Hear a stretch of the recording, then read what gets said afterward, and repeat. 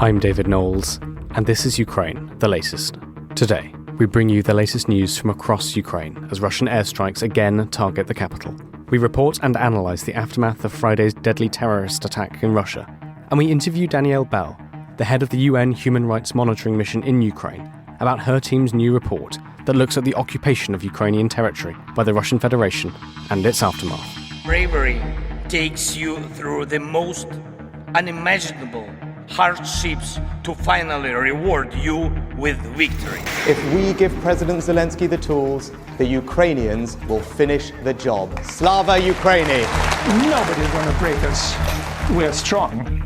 We're Ukrainians.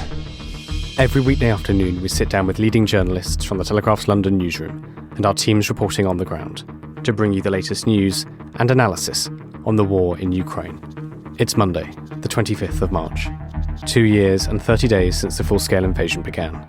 And today, I'm joined by our Associate Editor Dominic Nicholls, Assistant Comment Editor Francis Dearnley, and Foreign Correspondent James Kilner. I started by asking Dom for the latest updates from Ukraine. Well, hi David, hi everybody. So this morning, another wave of attacks against Ukraine, primarily aimed at Kyiv, we think. So far, 7 people, including a teenage girl, injured. Very amazingly low casualties at the moment, but they will undoubtedly go up. Wounded this morning after Ukraine's air defense systems shot down 2 Russian ballistic missiles over the capital. They sent debris crashing to the ground. This comes from Mayor's Kyiv, Vitaly Klitschko. Footage and images of that incident posted on social media and others includes imagery of children running to shelters at their school amid air raid sirens. I've posted that on my Twitter feed. You'll find that. Other scenes of destruction, buildings reduced to rubble in the wider attacks. There have been reports that hypersonic missiles have been used. Now, depending how you define that, so just be very careful. Hypersonic generally above sort of Mach 5, but also a true hypersonic missile is going to be able to navigate as well. So it doesn't just go incredibly fast. It's able to maneuver at low level and avoid air defense systems. So a lot of people talking about ballistic missiles. That's probably more accurate, but you will see some reports of hypersonic missiles, which I think reports are just talking about very fast missiles, which isn't technically correct. But you will see ballistic missiles and hypersonic missiles all in the mix. So Vitaly Klitschko, the mayor of Kyiv, said 7 were wounded so far, including 2 pregnant women who suffered acute stress reactions. He said the 2 were hospitalised, the rest were treated at the scene. Rescuers continued to clear the rubble. Following the strikes this morning, President Zelensky has renewed his call for the West to deliver more air defence systems to Ukraine. He said, "We never tire of repeating that Ukraine needs more air defence. This is security for our cities and saves human lives." Now, Serhiy Popko, who's the head of the Kyiv City Military Administration, said in a post on Telegram that debris from an intercepted missile had fallen in the city's Pechersk district, damaging buildings. So that's right in the city centre, just to the east of it includes the central government area and the east running down to the river, the Dnipro River, which runs through the centre of Kyiv, north to south. That's home to the enormous motherland statue you may have seen in various films about Ukraine, so right in the city centre. Then in a later post, Mr. Popko added that debris had also fallen on the Solomyansky district. That's still very central, slightly to the west of where I've just been describing. It's the area that houses the main train station. Damaged a residential building there. And another district that was hit was the Dniprovsky district. That's on the east of the river, running down to the water. One of the buildings destroyed was the Kyiv State Academy of Decorative Applied Arts and Design. The all clear was sounded in Kyiv about, just after 11 o'clock local time. That's about 4 hours ago. And then in the last couple of hours, Air Force Commander Mikhailo Oleshuk said the attack had included 2 ballistic missiles launched from occupied Crimea, adding that both of those had been intercepted by air defences. Now, elsewhere around the country, in Odessa, emergency power outages have been introduced in the city after the latest Russian attacks damaged an energy facility. DTEK, that's Ukraine's top energy provider, reported this morning. In a post on Telegram, they said the situation remains difficult. In order to reduce the load on the network, electric transport will not operate in the city today, and industrial consumption is also limited. The administration of the southern port city said the region was attacked by several waves of drones overnight. 4 were shot down over Odessa and neighbouring Mykolaiv regions. Debris from one falling drone sparked a fire at the power facility, promptly put out, the administration said. Then just to the northeast, Mykolaiv, around 11 people injured in the Shahid drone attacks there. That came from the regional administration.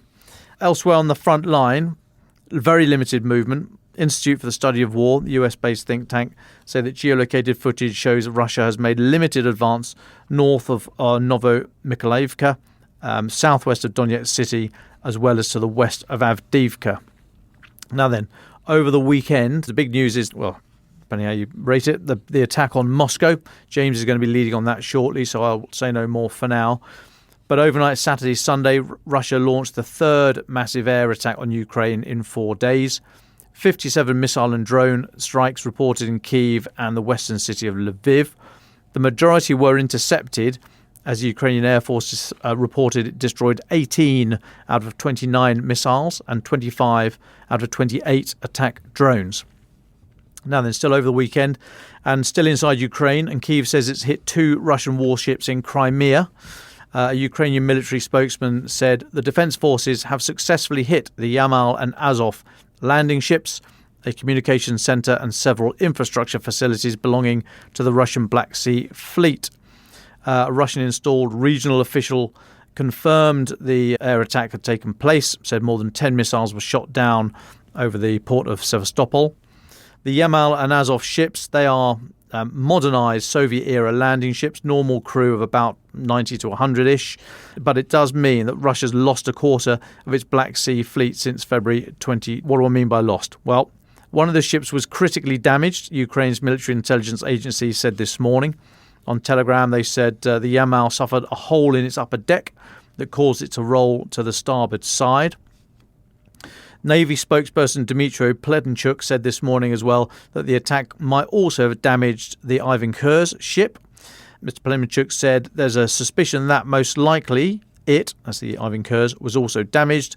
As soon as we collect this information from various sources, we'll be able to verify it, and then we'll be able to operate on it as fact. Now, I've not seen any images. I can't find any out there at the moment. So there's no confirmation of any of these strikes. We can't verify them. So we just need to be a little bit cautious with these claims. And as I say, so how can we say we're not sure about Russia's lost a quarter of the Black Sea Fleet? Some areas reporting that these ships were destroyed, but I've not seen any evidence of that yet. So just play it cool for now. Now then, over the weekend, Grant Shapps, Britain's Defence Secretary, said these strikes on the 2 ships were a historic moment for Ukraine and a further shift in Black Sea dynamics. I'm not sure, I don't know why. I'd ask him what he means by historic moment. And the further shift, I think, indicates that Ukraine is better able to use the Black Sea, get the grain out and operate where it wishes. I'm not sure what the historic moment bit is. Mr. Shapps said after years of illegal Russian control over Crimea, the destruction of these key Russian vessels, so if he's seeing destruction, I've not seen any yet, but he says the destruction of these key Russian vessels marks a significant milestone. In plain English, it means that Putin can no longer exercise safely in the Black Sea, even though the Russian fleet has operated there since 1783. The world cannot afford for Ukraine to lose this war, and our support against Russia's invading forces will remain undimmed. So, okay, fine, Mr. Shapps, good words there from Britain's Defence Secretary, but I just worry if the prose has overtaken events, really. What do you mean by a historic moment? When you say it marks a significant milestone, what do you mean by that? I report it because that's what he's saying, and I want these people to be talking on this subject, but I think it needs to be a bit clearer in the language he's using and actually explain what he means a bit more. Now, finally, inside Russia, and the Defence Ministry there has reported the downing of 11 Ukrainian drones over the Rostov region, that's just to the east of Crimea. It looks like something got through. They said they shot down 11, but something's got through as 2 power units at the Novocherkassk power station in Rostov, one of the largest in southwest Russia. They were taken offline. This is from Vasily Golubev, the regional governor, speaking on Telegram. He said a fire broke out at the transformer substation, which was promptly put out. There were no casualties. The causes of the fire are being investigated.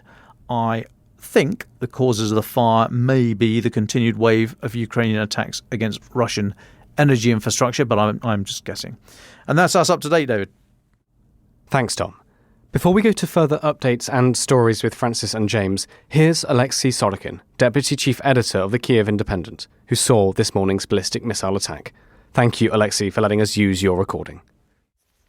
As I was traveling to the office today at around 10 a.m., a Russian ballistic missile hit Kyiv. We saw it when we were traveling across the bridge in a metro cart. Everybody turned around to first because of the bang and then because a pile of smoke was rising in Kyiv. The scary part is that the air raid alert was turned on only seconds before the immediate impact, meaning that Russia is now using its newest ballistic missiles to hit the capital of Ukraine, which again endangers more and more civilians who don't have the time to seek shelter. People weren't shocked by this, but everybody obviously is more and more concerned about the uptick in attacks on Kyiv. Thank you so much, Alexei. James Kilner, can I come to you first? You were leading the Telegraph's coverage of Friday night's awful terror attack in Russia. What happened? From my own point of view, I was just working around Friday evening in my office, not really paying any attention to Russian news focused on Central Asia and South Caucasus. That's my day job, and I got a call from around 6 p.m. UK time, so about 9 o'clock in Moscow at this point, saying there's been this huge attack at this concert venue on the outskirts of the city, and could I handle the story, etc. So I jumped on that, and then we have this evolving story for the next 48 hours. I've now handed it on to other Telegraph colleagues. On Friday night, it was a very confused picture there. It was clear that something major had happened at this concert venue called Crocus City Hall on the northwest edge of Moscow. It's one of the most popular, most important concert venues in the country, where all the major acts, you'd expect all the major acts to play there. Elton John's played Eric Clapton and a whole host of others, and now more Patriot artists, etc. But around 8 o'clock, just at the start of a concert by a Soviet-era rock group called Picnic, 6 gunmen burst through the entrance of this concert hall, shot a load of people, and then moved their way into the main auditorium, shooting more people, and at the same time apparently setting various fires off around the concert hall, which eventually set light to the whole building. Then apparently they were able to make their escape in a white car through Moscow before the Russian security services could surround the building and capture them. So they actually weren't captured, David, until early the next morning, about 85 miles southwest of Moscow, at a roadblock where apparently there was a bit of a shootout, and then some of them got captured straight away, some of them fled into forest, and they were tracked down with dogs, etc., and captured.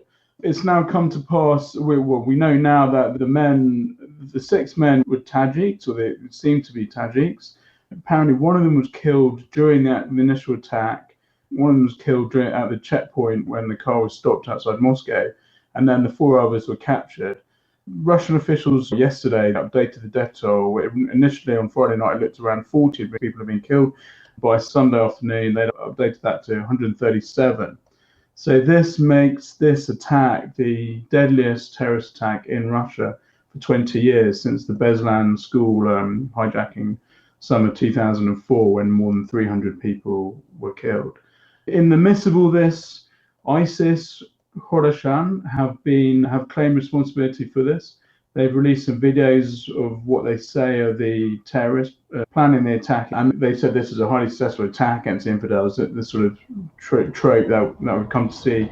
ISIS Khorasan is a sort of Afghanistan-based terrorist group known in the West for the suicide bomb outside Kabul airport in August 2021 that killed 13 or 14 US soldiers, I can't remember exactly, and 160 civilians. There was also a suicide bomb in Iran earlier this year by the same group that killed about 100 people at a funeral.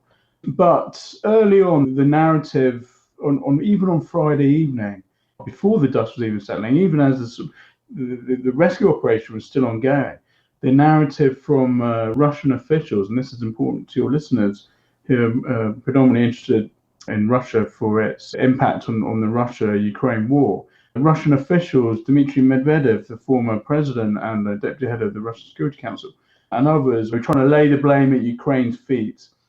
And this was picked up more concretely on Saturday morning, firstly by other senior officials and then by Putin himself. He came out eventually, he sort of disappeared for about 20 hours, hadn't said a thing, didn't go to the site of the attack, etc. So very typical Putin fashion, hunkered down during a time of crisis, trying to work out what to do. He eventually turned up in his preferred way, which is from his Kremlin office, releasing one of these video addresses to the nation. That's typically how he responds to crises, very stage-managed addresses. And this one was a 5-minute address. And in the address, he called for national unity. He said all the things you could expect. He said this was a terrible outrage, called for national unity. Russians will be strong, Russians will be beaten, this sort of thing. But importantly, he said that all the alleged terrorists had now been arrested, but that they were on their way to Ukraine to escape. And his only mention of Ukraine was in that one sentence. But that was enough to give out the signals that Ukraine was to be blamed for this terrorist attack. That was what Putin was saying by dropping in this sentence. He didn't even mention ISIS or Islamic State or however you want to call them in any way. It was clear. Framing of this attack is very clear, David. So from your listeners' point of view, this is a concern. And there's various implications that we can get into regarding this. Absolutely. Well, thank you, James, so much for talking us through the attack as it happened and the aftermath. Let's go to Francis now, who can sum up some of the Russian and international reaction, and then James will definitely come back to you.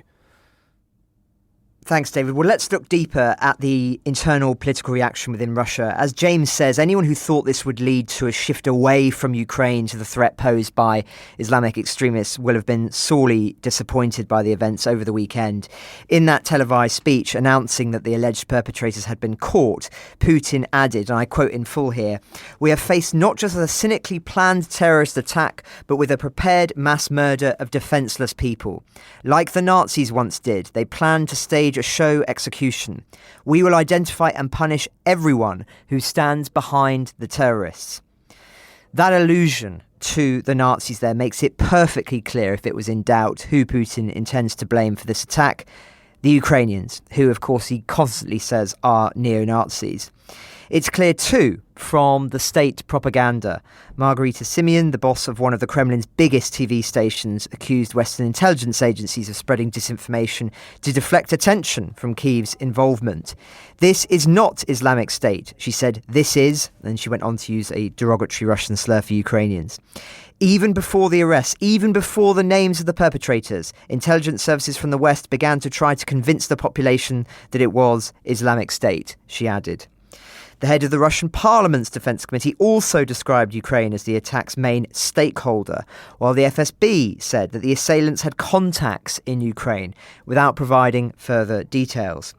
Konstantin Malafiev, the Russian billionaire owner of a pro-war media group linked to the Russian Orthodox Church, said a nuclear strike should be launched against Ukraine.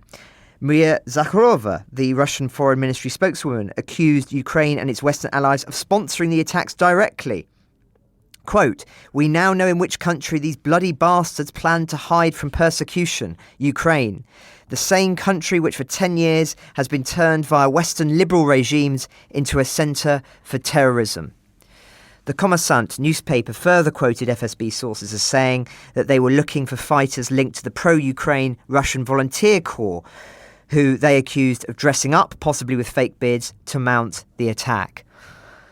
I repeat all of these because evidently, if it was in doubt, there is no attempt here to look at the facts from the Russian perspective, but rather to immediately, off the bat, blame Ukraine. This is very, very serious, I think, for anyone who thinks that this is going to change the status quo within Russia and certainly in its attitudes towards the war. Internationally, President Zelensky was quick to denounce the remarks Putin made, saying that instead of dealing with his fellow Russian citizens, the wimp Putin was silent for a full 24 hours, thinking about how to tie this to Ukraine. It's entirely predictable. And then he went on to suggest the attack may have been a false flag to enable an escalation of the war. Now, the US has been keen to stress that Ukraine had absolutely nothing to do with these events based on their own intelligence, following their warnings of an Islamic attack in Russia, which were shrugged off by Putin in the days and weeks beforehand. Worse than that, Putin called them blackmail and a provocation. Now, despite those denouncements from Putin, I did think it was extremely noteworthy how many Western countries came out and expressed their condolences to the Russians killed, and indeed tried to warn Moscow of an impending attack. The West evidently is still operating under the diplomatic rulebook preceding the invasion of Ukraine, seeking to extend their hand rather than view this as now a total war between values and systems, as Putin does. One can call that naivety or old-fashioned decency. But I think it is important. Fundamentally, the Western mentality has not shifted, whereas Russia's definitely has. And I do think it highly unlikely that Putin, if there had been such an attack carried out on Western soil, would have made some of the remarks, some of the condolences that Western leaders have in the last 48 hours or so. Lord Cameron, Britain's Foreign Secretary, was one of them. But I think London is quite clear-eyed about what this is likely to mean. A senior Whitehall source told The Telegraph, Putin's desperation to put all of this on Ukraine is unsurprising as he tries to further dupe the Russian people while pretending that there is no dissent within Russia. He must not use this confected connection as any sort of excuse for intensifying his illegal war in Ukraine. Alicia Kearns, chairman of the Foreign Affairs Committee, someone we've interviewed for the podcast, has also spoken, adding that Russian media channels are circulating deepfake videos of Ukrainian officials in an attempt to blame Ukraine and provide Putin some defence for the war crimes he's committing, or worse, pretext for further atrocities. I think this brings to mind another point that's easy to miss here. We refer to this attack on Moscow as terrorist activity, and in doing so, it immediately, I think, falls into a different moral realm to what is going on in so-called conventional war like we see in Ukraine. Yet the fact is, Russia is committing war crimes on a daily basis in Ukraine, not least in its deliberate targeting of civilians. Is that not terrorism? Just something for us to reflect on in terms of the language that we see used on this. So, in summary, this is an important event in the war, underscoring the Kremlin's desire to turn any threat into being the responsibility of Ukraine and the West, and to the West's desire, I would argue, not to perhaps fully come to terms with the profound shifts that have taken place in Russian society in recent years. More evidence of this can be found in the way that the suspects behind this attack have been paraded in front of the cameras, showing clear, undeniable evidence of torture. One has had an ear removed, another went into the courtroom in a wheelchair. Before, I don't think the Kremlin would have been so obvious about the techniques we know they deploy, but the Kremlin is no longer afraid to conceal its usage of such methods as a matter of orthodoxy. We've seen it time and time again in Ukraine. All the evidence so far points to the fact that this attack will be used, as I say, to further justify the war in Ukraine. This shouldn't surprise us. Putin has always taken advantage of terrorism to achieve political goals, enhance his power, and become far more aggressive. The 1999 apartment building bombings, most notably. The pattern is well established. He will blame external forces, assert his own power as a strong man by his increasing ruthlessness, and then lash out on someone weaker to show how strong he is. As such, I think we have to expect escalation rather than the reverse. Changes, if they come, will happen internally. A big reason why the FSB failed to foil the attack is surely because their resources are tied up in Putin's invasion. Resources will have to be diverted now, which could help the Ukrainians. After all, as our defence editor Con Coughlin wrote in Sunday's paper, the Kremlin has a long history of fighting Islamist extremism, from Russia's campaign in Chechnya, Putin's first war after becoming president, to Moscow's more recent intervention in Syria, where his forces were involved in eliminating ISIS's self-declared caliphate. It is worth remembering that Putin's primary justification for deploying forces in Syria in 2015 was to target Islamist militants, even if the main motivation was to keep the Assad regime in power. This is not a new threat, therefore, but one that has inevitably been neglected of late, with serious consequences for Russia's domestic security. But the key question is the degree to which that concerns Putin, and the degree to which this will be used for his own ends. Thank you very much, Francis. James, can I come back to you just for some further analysis on this? I mean, please, I would say, do speak about what you think is most relevant and important for us to know. But I'd be interested in your thoughts on the extreme violence that we've witnessed, or we've appeared to have witnessed, directed to the detainees by the Russian security service. Did that shock you, and what should we read into that? Well, firstly, I thought Francis just produced an excellent segment. He really nailed a lot of the issues here, and put it into great context. As for this terrible violence perpetrated on the suspects, yes, it really was shocking. If you're exposed to this, the Telegram social messaging system over a long period of time, you get used to seeing a whole stream of terrible videos from the front line in Donbass to brutality in everyday life in Russia. But the stuff that I saw yesterday and on Saturday afternoon was some of the most gruesome I've seen. When they were captured after this incident at this roadblock in Bryansk, outside Moscow, and then the dogs were set on them as they tried to run away. When they were captured, they looked pretty reasonably unharmed.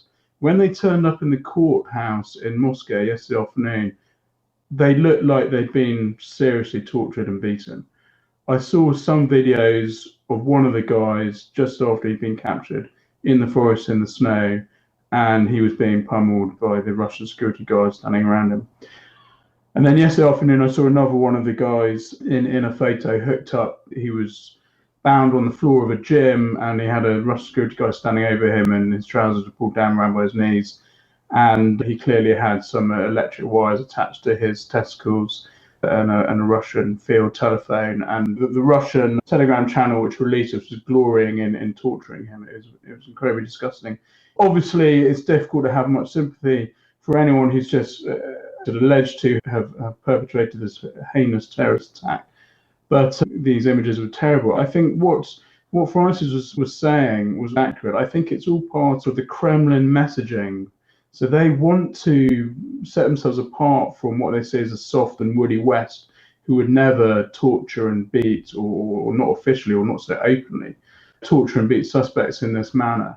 They want to show how tough Russian society is, and they also want to, importantly, give out a really strong message to any other potential Islamic terrorists, not to get involved, because this is what's going to happen to you. Those four guys got absolutely destroyed in the courthouse, and they will be absolutely destroyed when they get into the Russian prison system.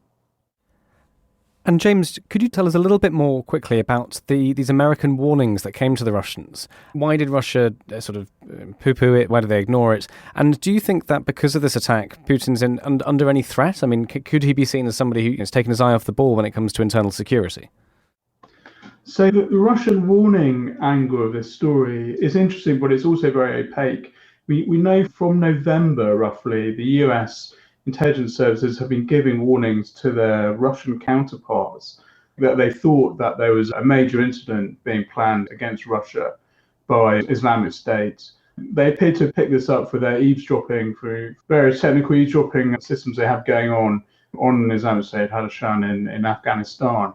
So we know from November they've been delivering these warnings. We also know the Russians have been accepting these warnings, but have been complaining that they're too generalized to operate on.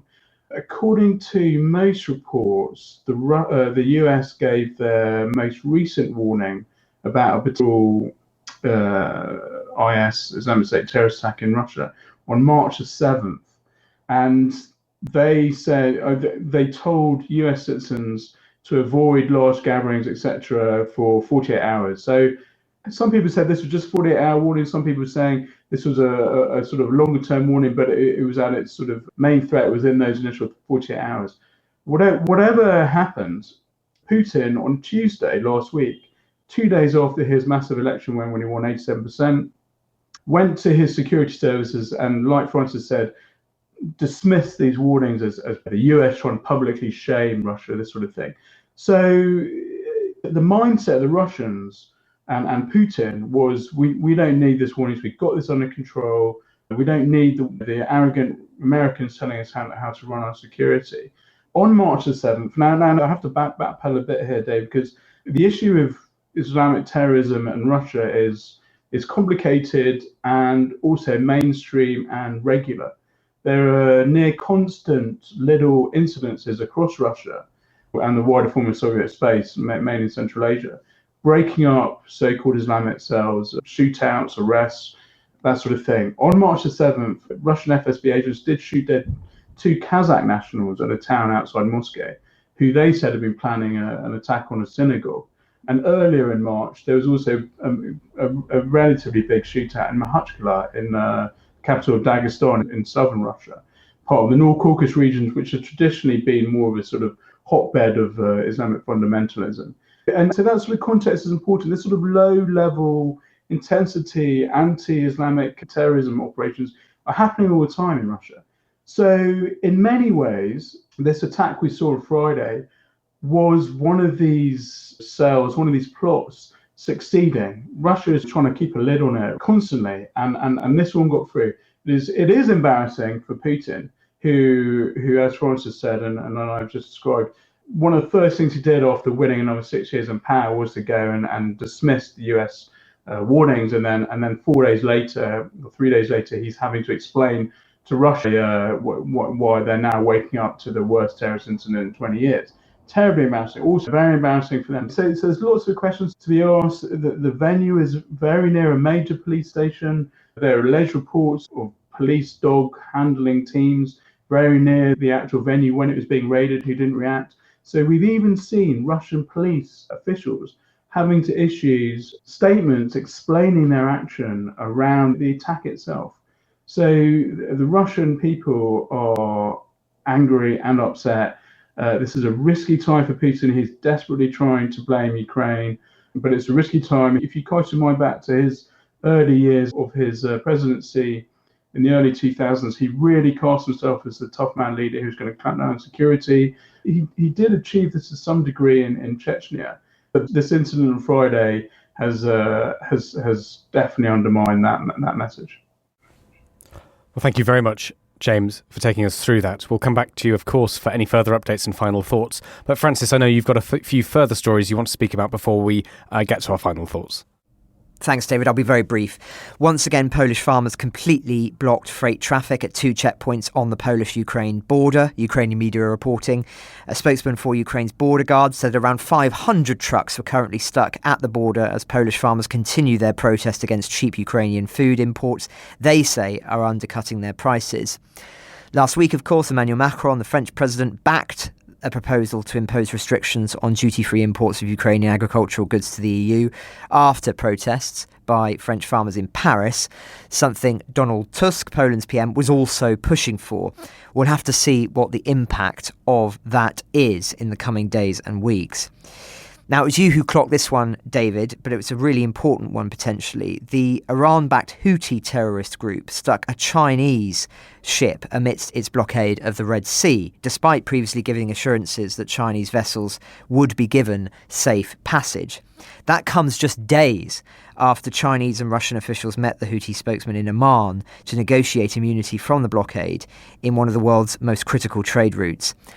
Is it an accident or evidence that China and Russia are not as control in that region as they might like to think? One to watch.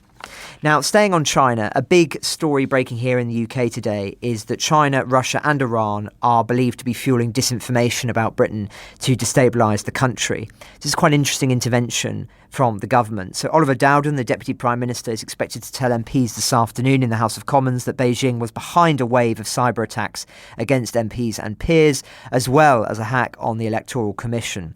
Prime Minister Rishi Sunak has said China today is behaving in an increasingly assertive way abroad, ahead of that announcement of French sanctions against Beijing over cyber attacks. He said China presented an epoch-defining challenge and the UK is taking the necessary steps to protect ourselves. We've been very clear, he said, that the situation now is that China is increasingly authoritarian at home and represents an epoch-defining challenge and also the greatest state-based threat to the economic security of the world. Senior government figures fear that hostile states like China are behind the widespread conspiracy theories and online rumours surrounding the Princess of Wales's health in the past few days, testing to see how they can undermine trust in the government and the media. China's role in the Ukraine war has, of course, faded into the background somewhat of late, but their role in the wider geopolitical sphere should never be underestimated. We'll have to see how far the British government goes in its condemnation later today, something I think that we'll be talking about tomorrow too. Well, thank you very much, Francis, for that. Let's go then to our final thoughts. James Kilner, would you like to start?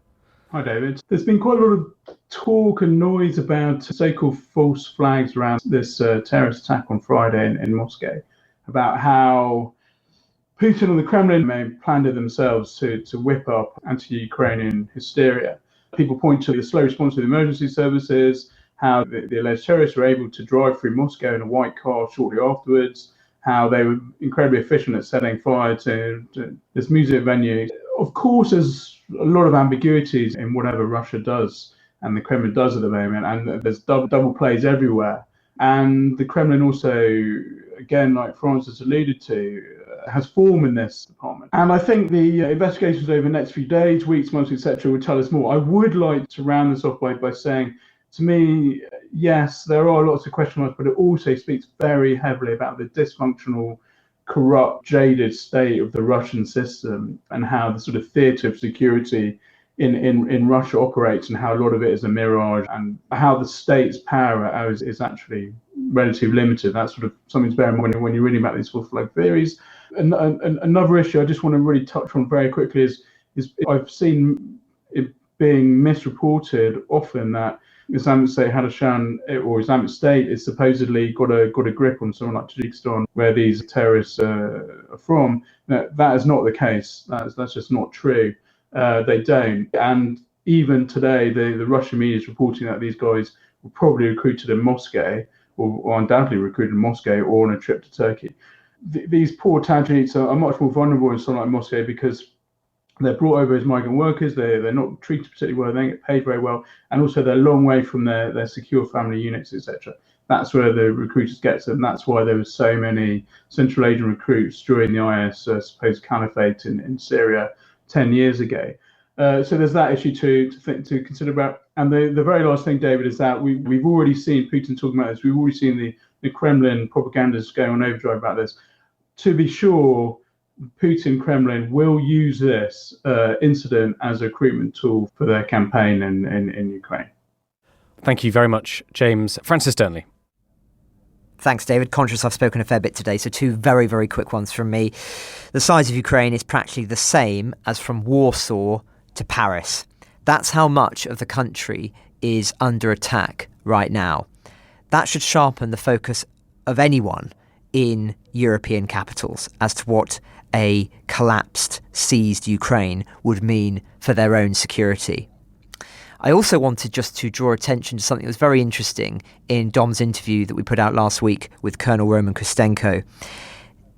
In my interviews with Mikhailo Podolyak, Zelensky's chief advisor, and Danilov, the head of Zelensky's war cabinet, I put to them why the criticisms of the lack of defensive measures put forward by the regime to protect their soldiers had not been taken as seriously. And both the response from Danilov and Podolyak was to say that that was not true, that the government had done a lot, and that essentially this idea that there were not adequate defensive lines for Ukrainian soldiers was a myth. Well, interestingly, Kostenko does not say that in Dom's interview. He says that they didn't build adequate defences and they were only just starting them at the time of the interview. Whereas, of course, the others had denied that there was any issue completely. I just thought it was worth drawing attention to that. Usually the Ukrainians are exceptionally good at a coherent line on important sensitive security matters. But on this one, it would appear that there's a little bit of disagreement, accidental or deliberate. I think I know who I believe on this one. And the fact that it is being discussed now and the fact that it is being more readily talked about in the weeks since we've got back, I think would suggest that there is a lot of work going on to try and repair damage that was in place, that was meaning a lot of Ukrainian soldiers were not adequately defended on the front lines in those immediate weeks and months after the failed counteroffensive. Well, thank you very much, Francis. Just very quickly before we go to Dom, I would say, of course, if you are listening in Ukraine and you know about this, please do feel free to get in touch. It'd be very interesting to hear from you. Dom Nicholls. Yeah, thanks, David. It was an interesting chat with Colonel Roman Kostenko. And as you say, Francis, at odds with what Danielle Bell was saying. I guess if you ask the right questions, you get the better answers. David, I would like to, for my final thought, I would like to look at our moral response to what happened in Moscow. I note Putin's lukewarm support, my words, for pushing the blame Ukraine line. His bit about, these terrorists were on their way towards Ukraine. That's about as strong as he's gone. He's left it, as James says, he's left it to the usual talking heads to ramp up that threat. But I think Putin will be fearing any further release from the United States of the intelligence about this attack. The intelligence they released a couple of weeks ago that almost certainly referred to this attack, this threat. Now, that would take some downgrading to put intelligence in the public domain. However, they've already done that. They've already downgraded it sufficiently such that it was issued to their consul or to their embassy, and then the US embassy and the British embassy reiterated it. So I don't think there's much more work that needs to be done. So the US could very easily put more information into the public domain about how, when, and to whom they warned of this attack. And I think Putin would be worrying about that. I think he would much rather the attention move away from could something have been done about it and towards the order and security is restored line. So I'm not expecting to hear much more from Putin. There'll be some references to Nazis and all this sort of stuff, which obviously is in our minds. We're expected to go ... Ukraine, but I don't think he's going to push it very hard because I think the US have a bit of an ace up their sleeve. Other theories going around, the false flag. Personally, for me, I don't think so. I think this was an ISIS-K action, but Putin will need to, whatever it is, he will seek to use it for his own ends. We know just last week, Shoigu was talking about these new divisions and brigades, half a million people that are going to be mobilised, blah, blah, blah, blah, blah. And where are these bodies going to come from and how are you going to get people to do it unless you actually actively go out and mobilise? Well, this is something that Putin will use to try and engender support for that call to arms. So I don't think it was a Russian false flag attack, but they will certainly use it for their advantage as they can. And just finally, as I said, on the morality, I note over the weekend some commentators on social media were applauding the resultant fear from this attack whilst making or trying to make it clear that they were not supporting the act itself. And I'm not entirely sure you can do both. I think you can't applaud the fear that's engendered and say, oh, but of course I disagree with what ISIS-K or whoever it is have done. So I don't think you can pass the two. And I just note that the argument that Osama bin Laden used to use to justify Al-Qaeda's attacks against anybody, but particularly the West and any democracy, was that we were all legitimate targets because we had voted for the government, the powers in charge, who were then conducting these acts against him. That was his justification, utterly warped, but through that sort of wicked lens, he saw that we as any democracy was fair game. And I think that was ridiculous then, it's ridiculous now. So I just think that in amongst this moral miasma, we just need to be very careful and just hang on to our morality. And I personally do feel sympathy for those that were killed, wounded and hurt by this attack, whilst at the same time hating what Putin is doing and hating the fact that he'll try and use it for his own ends. And I do not see the thread. I do not believe there is a thread through to Ukraine here. I think I can hold Russian society. Or I applaud the people that came out at midday, for example, the the Noon Against Putin movement. But I also understand that many people wouldn't have wanted to do that because there are legitimate concerns for their own safety and that of their families. So I don't think it's possible to say, well, isn't it good to see a little bit of terror doled out amongst the population? I don't think that's the correct stance. And I think it'd be worth, if that thought sort of enters your mind at all, and I'm not denying that it hasn't entered my mind, I think we just need to do the old mirror check and just keep a view of where we are and hold firm to our morality as others will seek to go down the disgusting evil black rabbit holes that we know they are desperate to do. Thank you very much, Dom, Francis and James.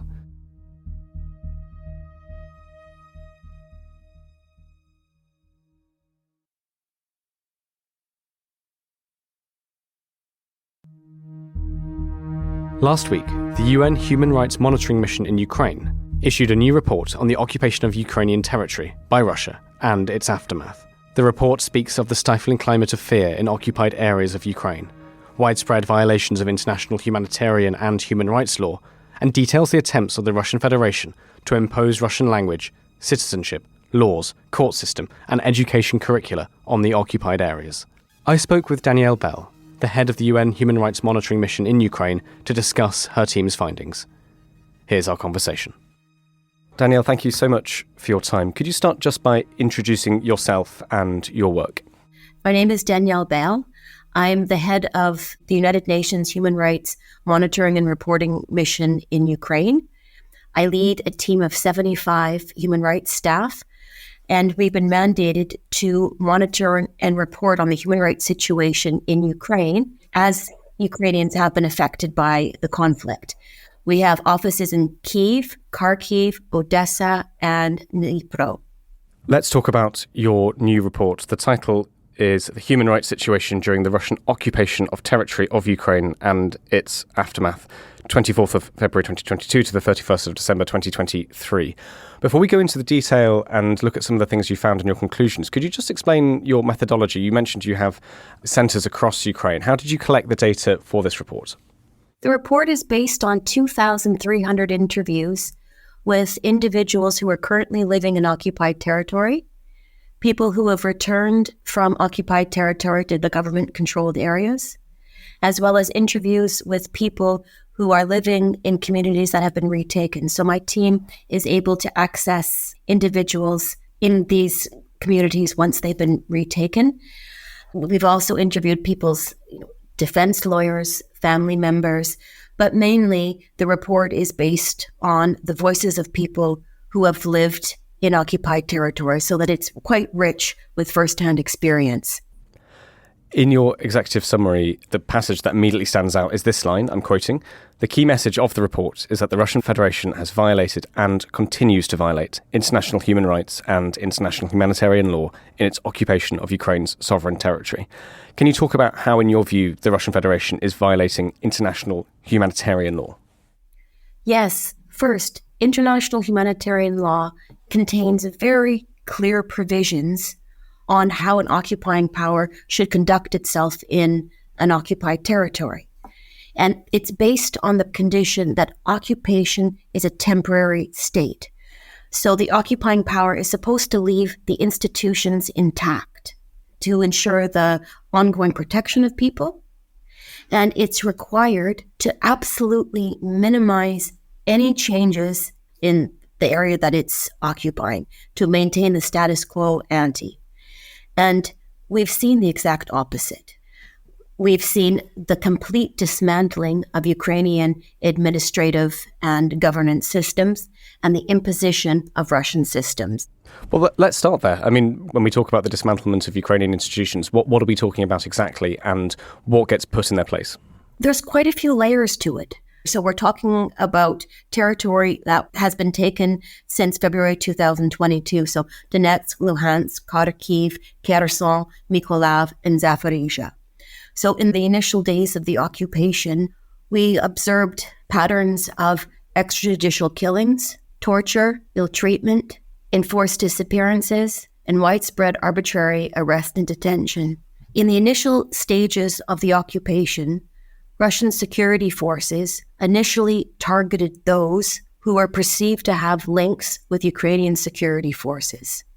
Later on, as the occupation progressed, that net was widened to include anybody conveying pro-Ukrainian views. At the same time, we saw a series of measures put into place.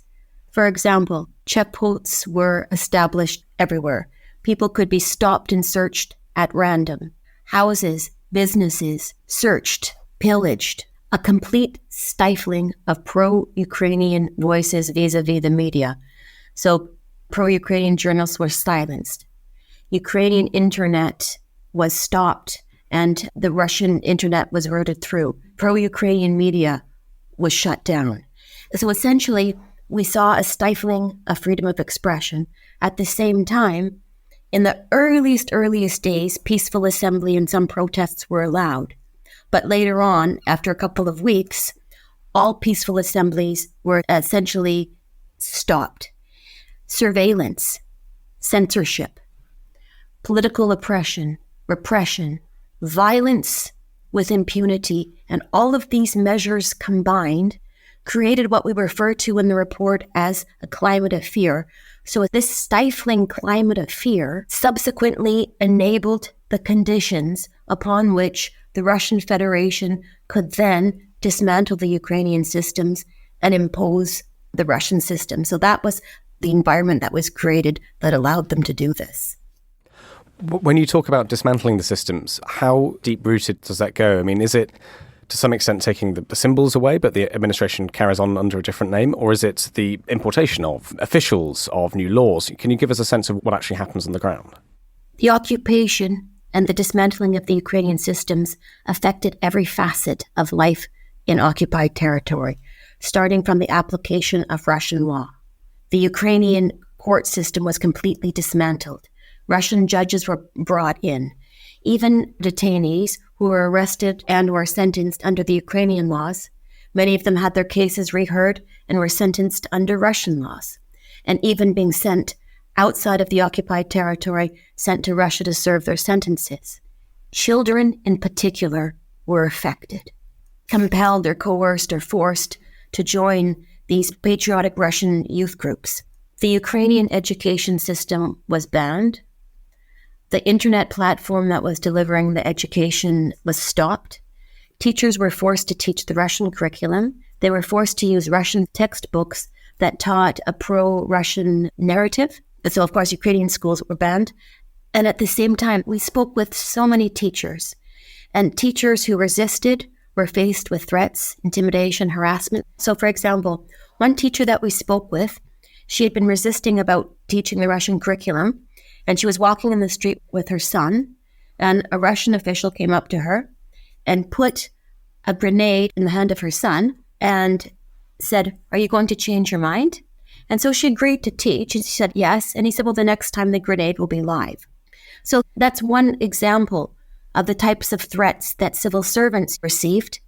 The report has a special section on the Zaporizhzhia nuclear power plant.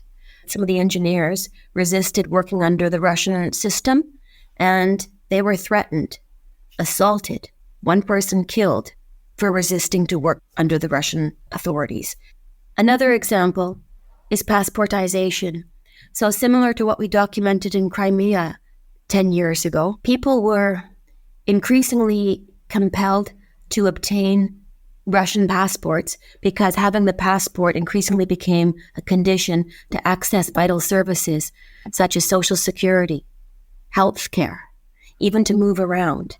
And not having a Russian passport would expose you to harassment, threats when people are stopped at checkpoints. The report has dozens of similar accounts of the types of threats that people went through. So it touches on so many different aspects of life. As you said, what really stands out in the report is the absolute totality of this. It's education, it's the legal system, it's almost everything you can point out. Something's changed and something's being uprooted and something else is being put in its place. What surprised you about compiling this? As you said, you've been looking at this area for many years now. What stood out to you that maybe you didn't expect? As you said, this occupation has touched every aspect of life in an occupied territory, and its inherent absence of compliance with international humanitarian law and international human rights law. It's taken place in a climate of abject impunity.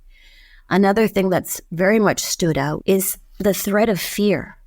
So fear was an element that came out in pretty much every interview that we did. And I had mentioned earlier in our discussion the threats, intimidation, harassment. People are being punished for the most minor things. So, for example, one of the things I haven't mentioned yet is suppression of Ukrainian culture. So things like monuments, literature, symbols conveying anything about Ukraine have been removed from public spaces. Ukrainian books have been removed from libraries. Kids are being taught a Russian narrative. And so this has been quite disturbing and surprising to see the scope and depth of the harm that's being imposed on these communities. That's really stood out to us. Could we talk a little bit more about the cultural aspect? It would be good, I think, for our listeners if you just link this back to international human rights, what the law is, and then how you see it being violated. First, coming back to the laws of occupation, which are very detailed. The occupying authority is not allowed to make changes to institutions and to the culture. And it must respect life in the territory that it's occupying. Second, people expressing their human rights to speak freely, to enjoy their culture, to move around freely. This is a given, and this is something that we take for granted in other parts of the world. But in occupied territory, this is absolutely not the case. So, for example, the report has instances of a woman being arrested because she's wearing a vyshyvanka, for people putting pro-Ukrainian posts on social media, for wearing blue and yellow nail polish that depicts the Ukrainian flag. Expressions that are lawful are being restricted in the occupied territory. And of course, these are violations of international human rights law and international humanitarian law. At the same time, the pervasive climate of impunity is an obvious concern. When you talk about the climate of impunity, I'm interested in your thoughts on whether you think this strategy is systemic, or whether to some extent, or not at all, the climate of impunity means people behave incredibly badly. To what extent do you think this is planned from the highest offices? To what extent is it people on the ground just doing whatever they want because they don't think that there's any consequence for any of this? It's a mix of all of the above. When you look at the systematic nature of the dismantling of the Ukrainian systems, it's obvious that it has not been carried out on an ad hoc basis. From laws, justice, civil service, all of the areas have been touched and affected. And in terms of the widespread impunity, my team is not aware of any arrests or investigations undertaken by the Russian Federation Authority for any of these crimes. Were you able to work with the Russians at all on this? Do you go to them with your findings? What do they say? Yes. So as a regular practice, before we release any public report, we provide a copy to concerned states in advance. So we give a copy to the Ukrainian officials, as well as we give a copy to the Russian Federation. To date, we have not received any responses to the reports that we've produced over the past 10 years. Although the Russian Federation does criticize the reports prepared by my team in other public forums, such as the Human Rights Council or open sessions of the Security Council. One of the things that the report talks about, which is especially important, I think, is how this occupation and the way it's being carried out, as you've described, will have profound and long-term impacts on the areas affected. What do you think is fundamentally changing, and why is this something that will be so difficult to change? There's so many different areas that have been affected. So, for example, as I said, my team has access to territories that have been retaken. When Ukrainian authorities have retaken territory, they're confronted with communities that have been completely devastated. So fields are littered with explosive remnants of war and mines. Homes, businesses, infrastructure, demolished, destroyed, or dismantled. Communities completely displaced. There's some villages that are almost empty that we visited. So there's so many different areas that need to be addressed. And at the same time, dealing with the traumatized population, this is so complicated. People will need to be supported. So, for example, people who have lived a long time in occupied territory, when they return to government-controlled area or when territory is retaken, they're also confronted with a number of challenges. So, for example, babies born in occupied territory are issued a Russian birth certificate with a Russian spelling of their name. Children are issued school certificates in Russian. Marriages, divorces, death certificates, property transfers, everything in a different system. So untangling this mess, once territory is deoccupied, will be incredibly complicated. The Ukrainian government comes in for some criticism in your report as well. Can we talk about that? What would you want the Ukrainian government to hear from the work you've done? First, to look at, starting again, the report talks at length about the application of the collaboration laws. We've raised concern that the way the laws are drafted, they're vaguely worded and broad in scope, which means that the net can be cast quite wide. So we've seen prosecutions of individuals for acts that could have been lawfully compelled by the occupying authority, such as working in the healthcare services, working as an engineer at a power plant. This can be lawfully compelled. People didn't have a choice.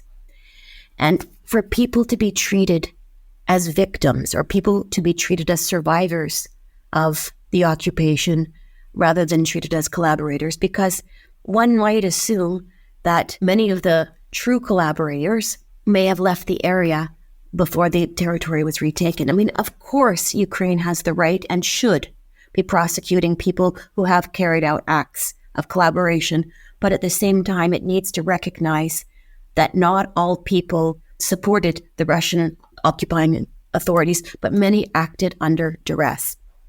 And at the same time, it is the Russian occupation that is imposing these systems unlawfully on communities.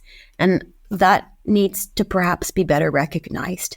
And so what we're recommending the government of Ukraine to do is to revise the collaboration law in accordance with international standard.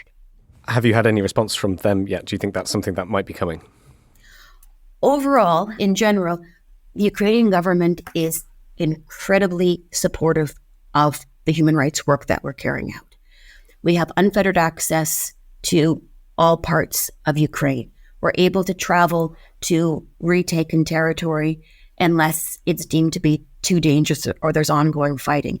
They allow us unfettered access to places of detention where we can interview people who have been detained on charges of collaboration, as well as Russian prisoners of war. So they've been incredibly receptive and supportive of our work. On the collaboration issue, indeed, this is an ongoing discussion. Let's start to draw all of this together then. Where do we go from here? What steps do you think need to be taken, and what are your recommendations for the states involved? For the states involved, it's for the international community to continue its support to Ukraine. A comprehensive solution must be developed, and I should say proactive steps can be taken now to address the harms of occupation. And so in developing a comprehensive strategy to address the harms of occupation, it's absolutely critical that the voices of those who have lived in occupied territory be included in these dialogues. And this is one of the reasons why we wrote the report, is that there isn't a lot of information in the public domain right now about what it's like to live under occupation and what the reality is on the ground. And so we hope that this report will contribute to that discourse. You mentioned right at the beginning when we talked about the methodology that there are over 2,000 interviews that have gone into this report. For you personally, are there any stories that particularly stand out that you'd want to share with our listeners? What stands out most is the element of fear that was present in all of our discussions. Chilling stories and threats that induced compliance. With many of those that we interviewed, we found that they were threatened with what was most precious to them. Threats to harm a person's child, threats to harm a person's elderly parent. So, for example, we had many civil servants tell us that when they were resisting working for the occupying authorities, it was threatened that the authorities would take elderly parents down to the basement, which is a euphemism or expression meaning that they'll take them somewhere dark where they'll be tortured. What also stood out is the suffering of families. So, for example, my team interviews people at Sumy. That's the only open crossing point between occupied territory and Ukraine. And so we interview people as they're coming back into government-controlled territory. What stands out to me most is families being torn apart. What people told us over and over again is how isolating it was to be cut off from their families, their friends, and people that they know that are living in government-controlled territory. And that sense of isolation was extremely harmful. Danielle, is there anything we haven't spoken about that you think is important for our listeners to hear? I would encourage listeners to read the report, because the report is based on 2,300 lived experiences of the occupation, and reading different sections, learning about what people have gone through, listening to their voices, I think is really important to help the rest of the world understand what it's like to live through a war in Ukraine and occupied territory. And just a note to our listeners that, of course, the link to the report, we'll put that in the show notes for today in the podcast. So do go there if you do want to read it, and I would recommend it as well. It's quite a harrowing experience reading it. It's just page after page of testimony of the awful things done to ordinary people who are just trying to live. Thank you very much, David, for the time. We really appreciate it. Thank you so much. Ukraine the Latest is an original podcast from The Telegraph. To stay on top of all of our Ukraine news, analysis and dispatches from the ground, subscribe to The Telegraph. You can get your first 3 months for just £1 at www.telegraph.co.uk/Ukraine the Latest. Or sign up to Dispatches, our Ukraine newsletter, which brings stories from our award-winning foreign correspondents straight to your inbox. We also have a Ukraine live blog on our website, where you can follow updates as they come in throughout the day, including insights from regular contributors to this podcast. You can listen to this conversation live at 1 p.m. London time each weekday on Twitter Spaces. Follow The Telegraph on Twitter so you don't miss it. To our listeners on YouTube, please note that due to issues beyond our control, there is sometimes a delay between broadcast and upload. So if you want to hear Ukraine the Latest as soon as it is released, do refer to the podcast apps. If you appreciated this podcast, please consider following Ukraine the Latest on your preferred podcast app. And, if you have a moment, leave a review, as it helps others find the show. You can also get in touch directly to ask questions or give comments by emailing ukrainepod@telegraph.co.uk. We do read every message. And you can contact us directly on Twitter. You can find our Twitter handles in the description for this episode. As ever, we are especially interested to hear where you are listening from around the world. Ukraine the Latest was produced by Rachel Porter, and the executive producers are David Knowles and Louisa Wells.